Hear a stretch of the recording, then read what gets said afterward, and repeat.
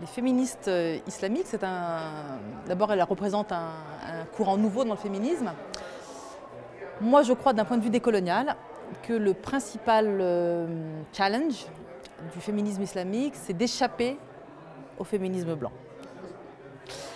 Et c'est pas facile d'échapper au féminisme blanc dans la mesure où il y a une route qui a été tracée, qui nous est présentée comme la seule et unique, et tout le monde doit suivre derrière. Bon. Je crois qu'avec l'expérience des féministes of color et des black féministes aux États-Unis, on sait que la condition des femmes noires n'est pas la condition des femmes blanches, et donc il y a une particularité des femmes noires aux États-Unis parce qu'elles vivent pas seulement le sexisme, mais le racisme également, et également une situation de classe qui les met tout en bas de la société. Et bien pour les féministes islamiques, ça dépend lesquelles. Si c'est celles qui vivent en France, par exemple, dans les banlieues de France, eh bien, elles doivent réfléchir leurs conditions, non pas à partir d'un modèle préétabli, mais après d'une condition spécifique, qui est celle de la pauvreté, qui est celle effectivement de l'oppression de genre, mais qui est aussi celle du racisme et de l'islamophobie en France.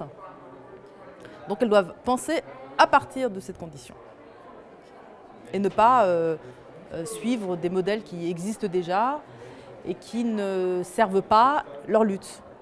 C'est difficile de conseiller parce que la lutte, elle est dans l'expérience concrète. La lutte, elle est dans l'expérience concrète. Moi, en ce qui me concerne, j'ai une devise, un proverbe algérien qui dit « Bet al-jarana ou sabah gargar », qu'on traduit par « il a passé la nuit avec une grenouille et il s'est levé le matin en faisant croix, croix, croix », en imitant la grenouille. Nous, on ne doit pas imiter la grenouille. On doit inventer nos luttes, mais on ne doit pas simplement inventer des luttes nouvelles, on doit également les penser pour tous.